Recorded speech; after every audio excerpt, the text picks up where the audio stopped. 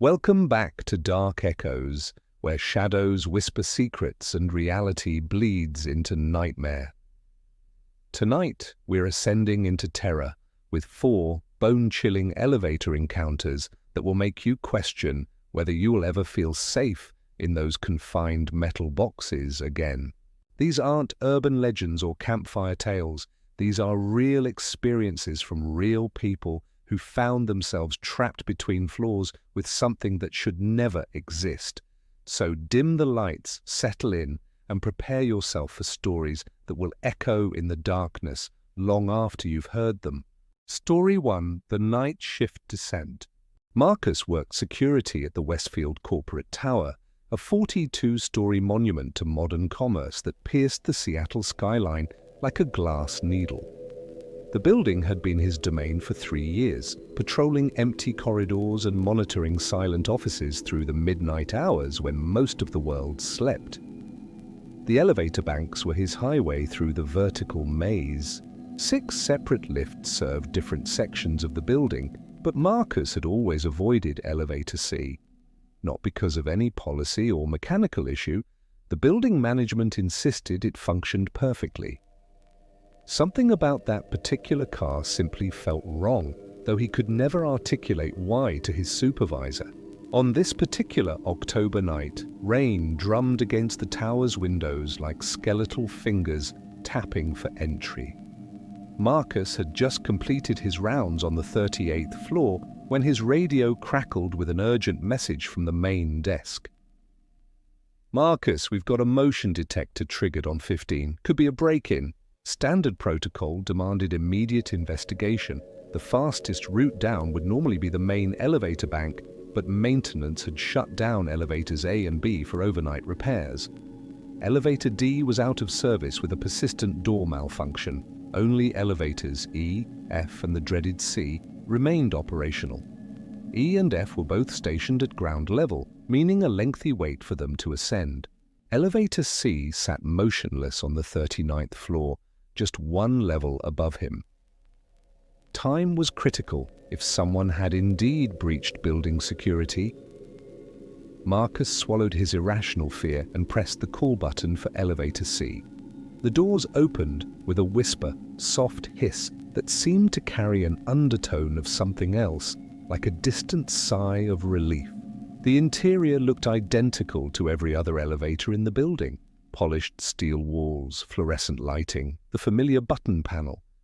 Yet stepping inside felt like entering a tomb. He pressed the button for the 15th floor and felt the car begin its descent. The digital display counted down 38, 37, 36. Everything appeared normal until the elevator reached the 25th floor and simply stopped. Marcus waited. Elevators occasionally paused to recalibrate or respond to calls from other floors, though he hadn't seen anyone else in the building tonight. After 30 seconds of motionless silence, he pressed the door open button. Nothing happened. He tried the emergency call button. The intercom remained dead. That's when he noticed the temperature dropping. His breath began forming small clouds in the suddenly frigid air.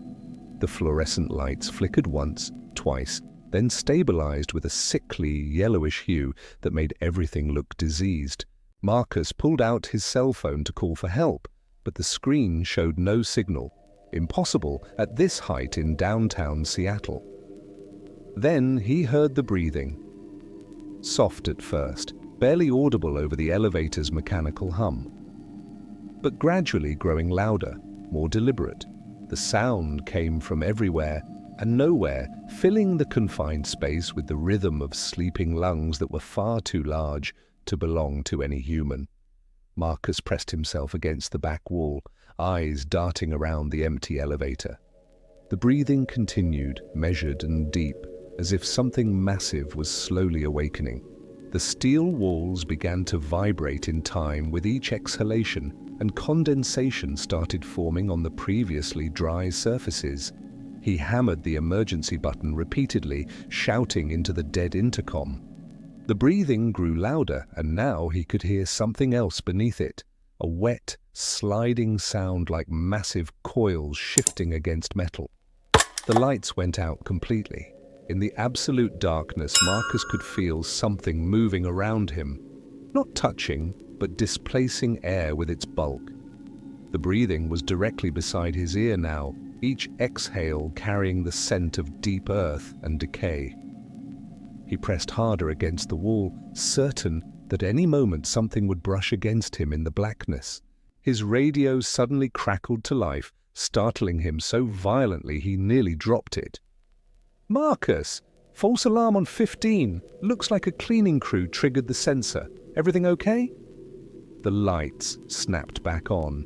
The temperature returned to normal. The breathing ceased as if it had never existed. Marcus found himself alone in a perfectly ordinary elevator that began moving again without any input from him. When the doors opened on the 15th floor, he stumbled out and never looked back.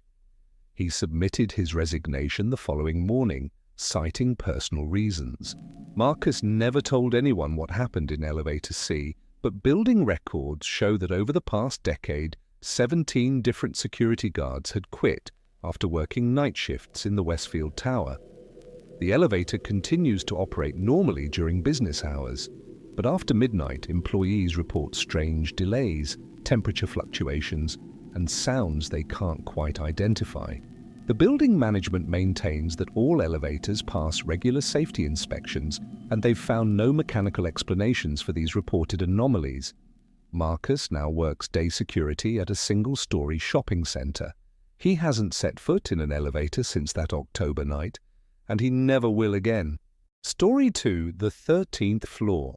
Sarah Chen had always been punctual to a fault, which made her current situation even more frustrating. The job interview at Meridian Financial was scheduled for 2:30 p.m. sharp, and she'd arrived at the downtown Los Angeles high-rise with 20 minutes to spare, plenty of time to compose herself and review her notes one final time.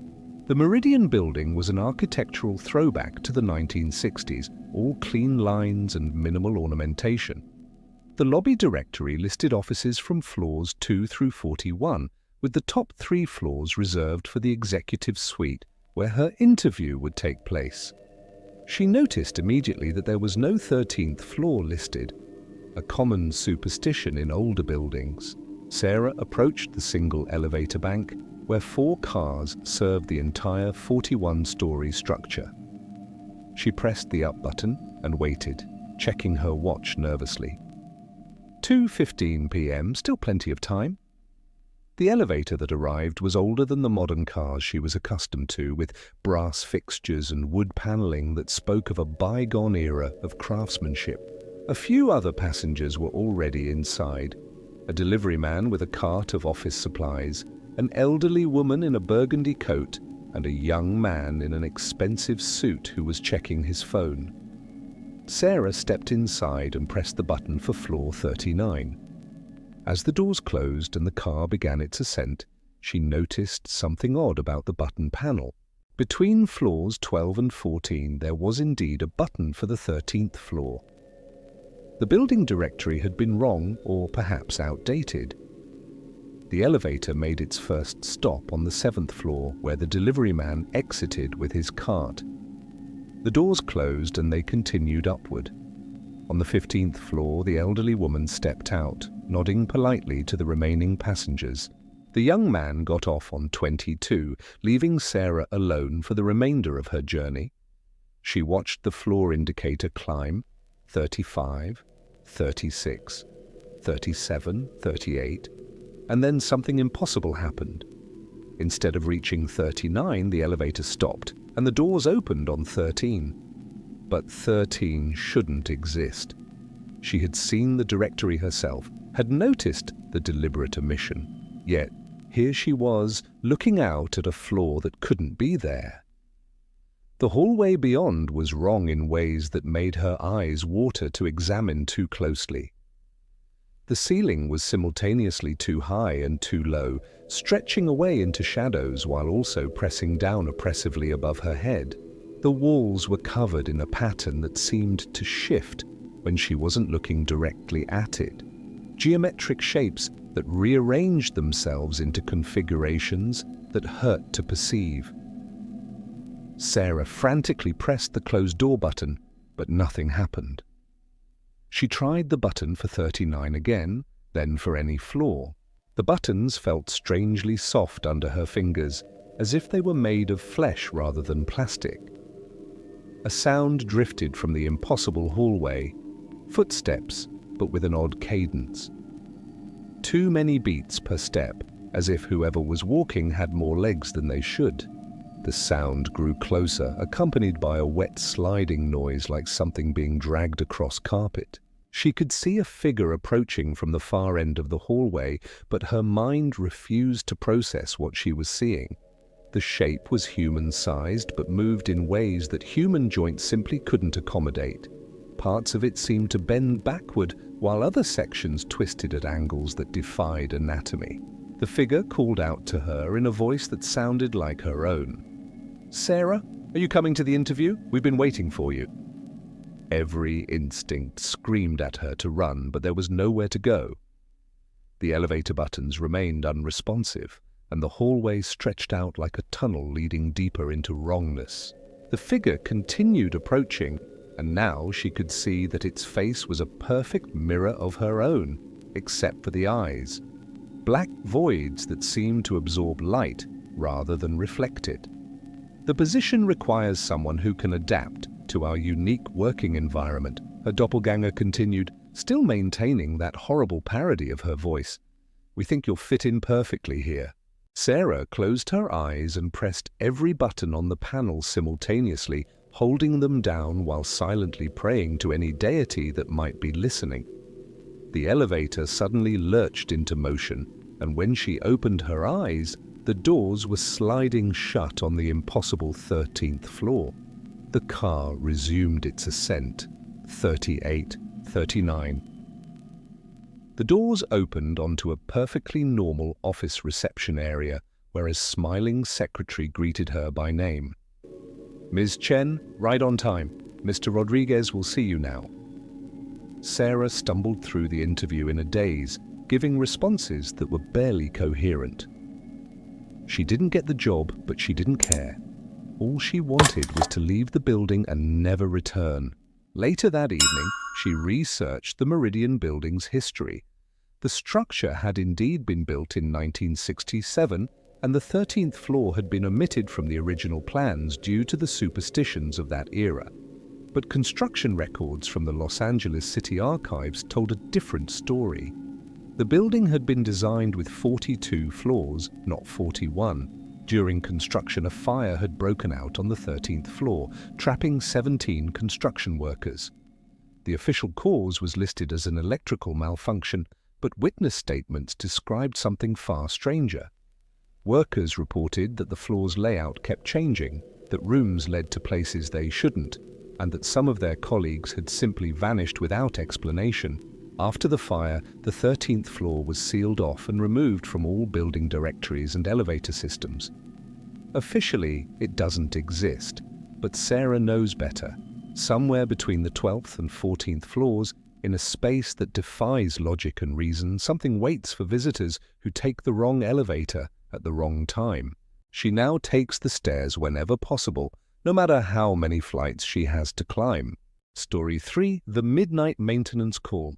Danny Reeves had been maintaining elevators for 15 years, long enough to know that emergency calls after midnight were rarely simple mechanical failures. People got drunk and punched control panels, kids pressed every button as a prank, or someone had simply pressed the wrong floor and panicked when the car didn't respond immediately to their frantic button pushing. This call, however, felt different from the moment he received it. The automated dispatch system had routed him to Greystone Apartments, a pre-war building on the Upper West Side of Manhattan. The message was brief. Elevator stuck between floors, passenger trapped inside, urgent response required. What made it unusual was the timestamp.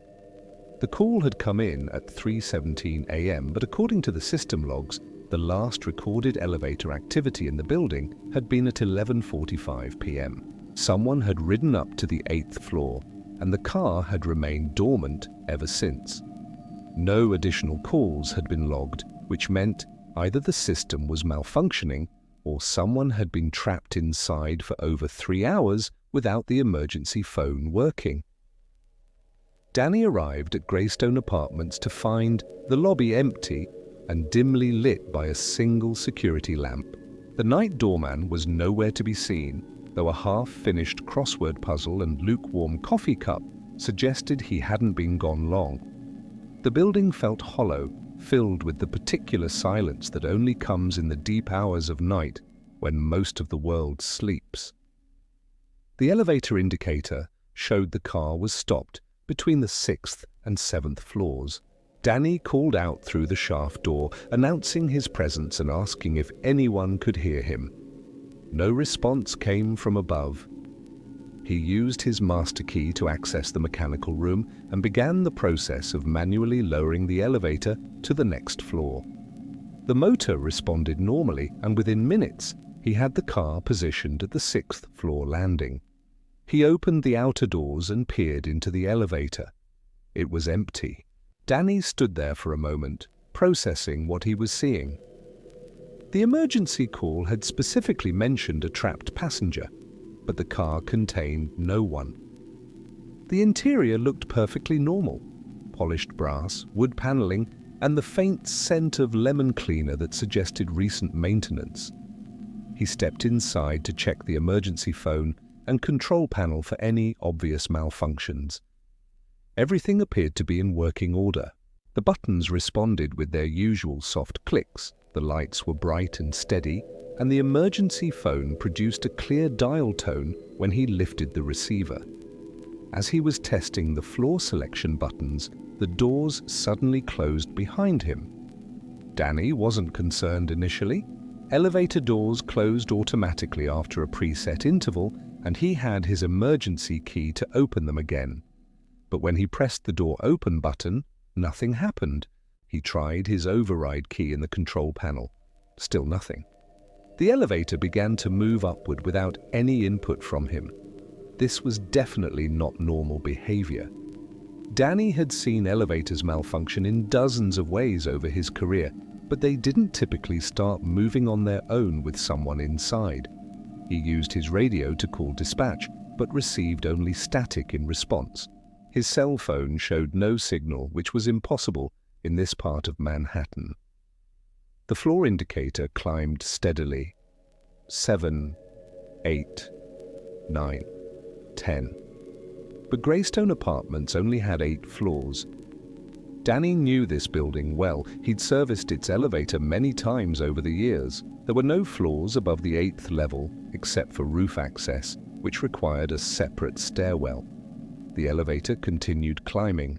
11, 12, 13, 14. Through the car's small inspection window, Danny could see floors passing by that shouldn't exist. Each level looked identical to the building's normal hallways, but wrong in subtle ways. The wallpaper patterns were slightly different. The lighting had a greenish tint, and the apartment doors bore numbers that didn't follow any logical sequence. On the 15th floor, the elevator stopped and the doors opened.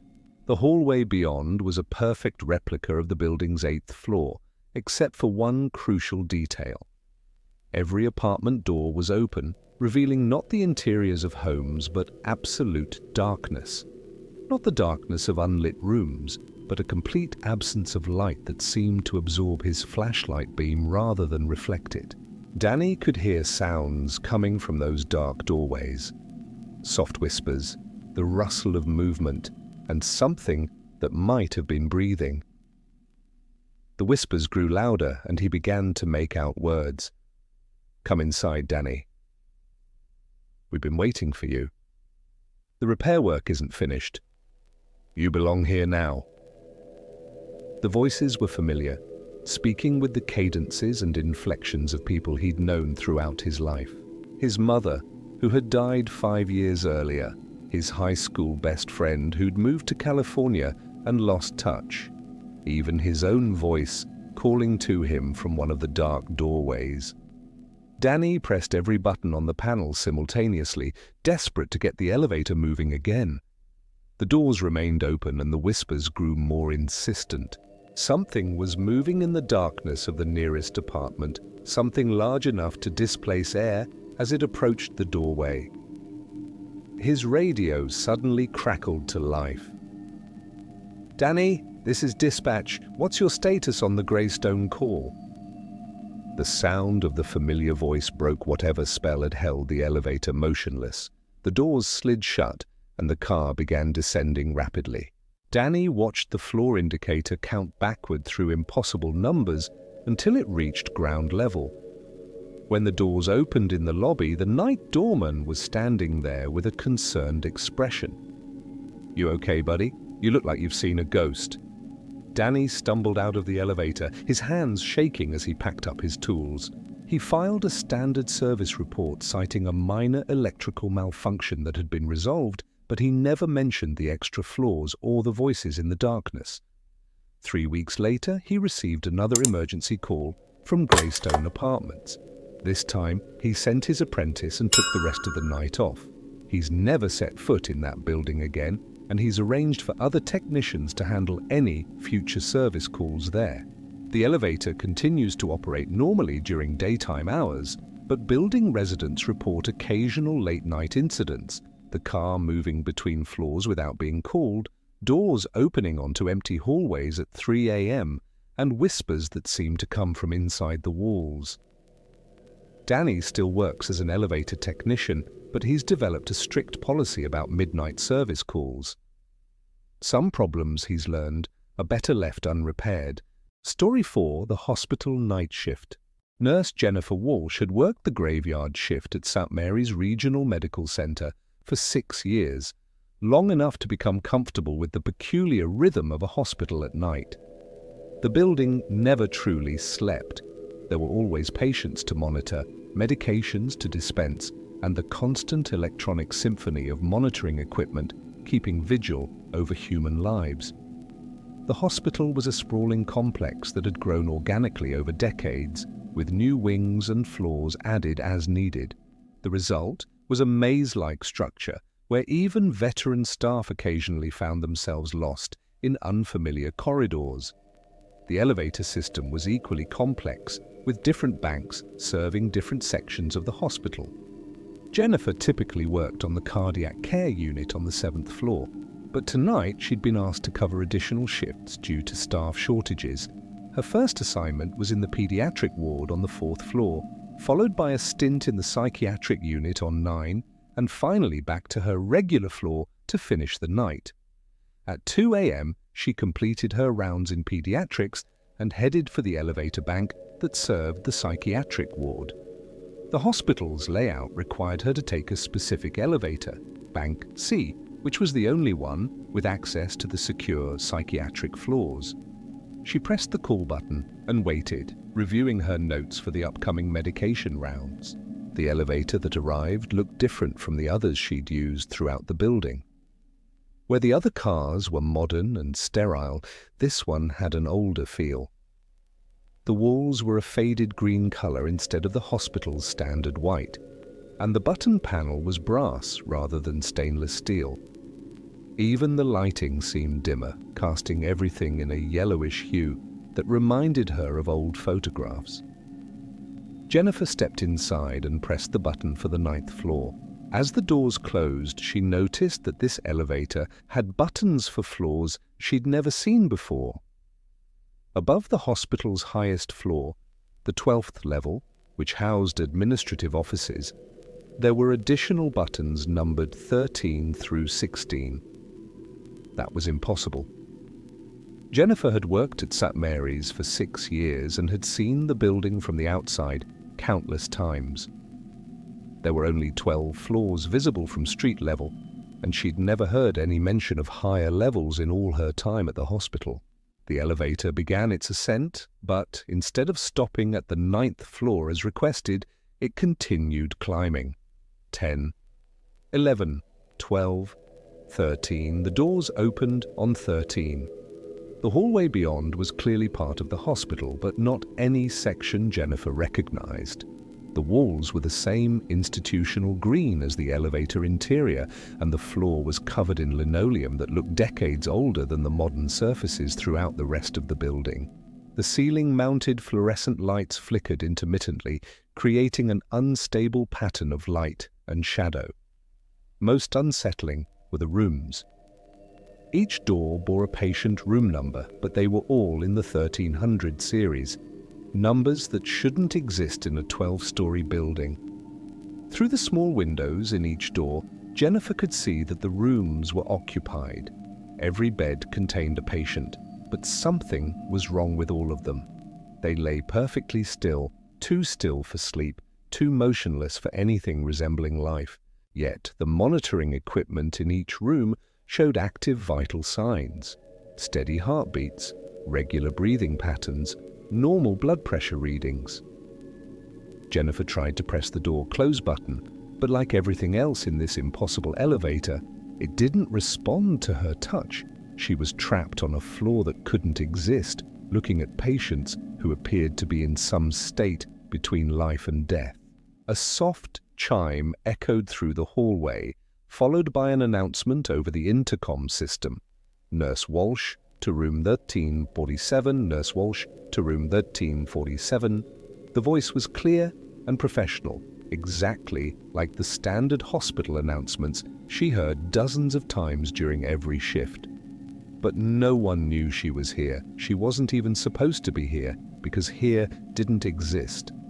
Against every instinct screaming at her to stay in the elevator, Jennifer stepped into the hallway.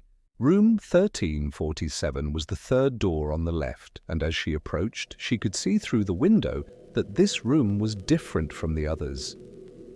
The patient in this bed was sitting up, apparently awake and alert. She opened the door and stepped inside. The patient was an elderly man with kind eyes and a gentle smile. He looked completely normal, nothing like the motionless figures in the other rooms. "Jennifer," he said, and his voice was warm and familiar, though she was certain she'd never seen him before. "Thank you for coming. I've been waiting for you." "I think there's been some mistake," she replied, checking his chart at the foot of the bed. The name listed was her own, Jennifer Walsh. The patient ID number was her employee ID. The admission date was listed as the day she'd started working at St. Mary's 6 years ago. "No mistake," the man said gently. "You've been working here for 6 years, caring for us, watching over us through the long nights. But you never understood the full scope of your duties." Jennifer looked around the room, trying to make sense of what was happening. The monitoring equipment showed her own vital signs, her heart rate, her blood pressure, her respiratory pattern. According to the machines, she was the patient in this bed. "The 13th floor has always been here," the man continued. "Some hospitals hide it, pretend it doesn't exist. But every medical facility needs a place for the in-between cases.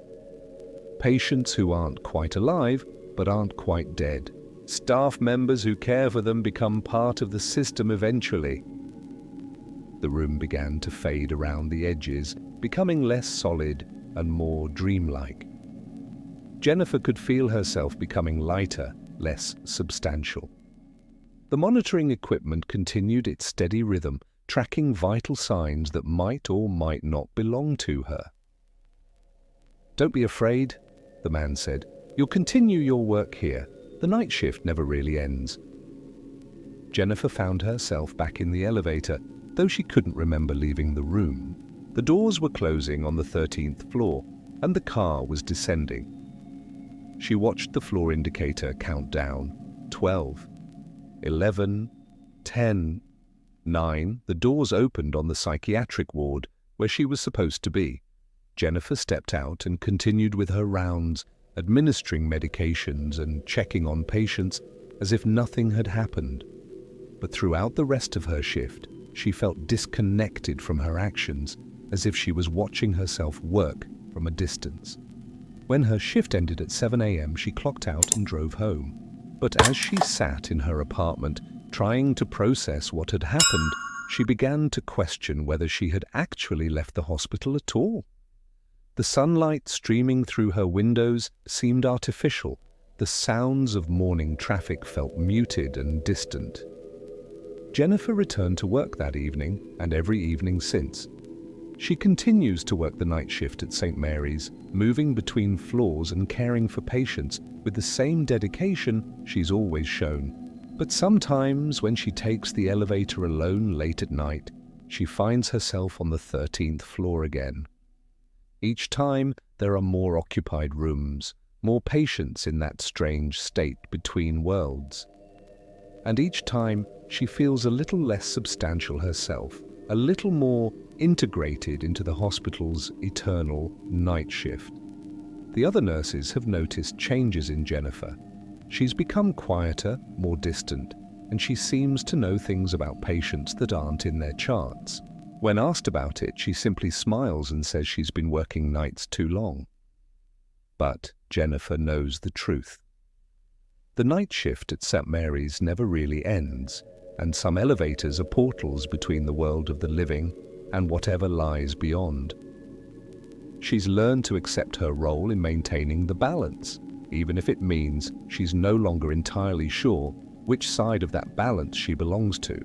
These 4 encounters remind us that elevators are more than mere mechanical devices. They're vessels that carry us between worlds, chambers where the normal rules of reality sometimes cease to apply.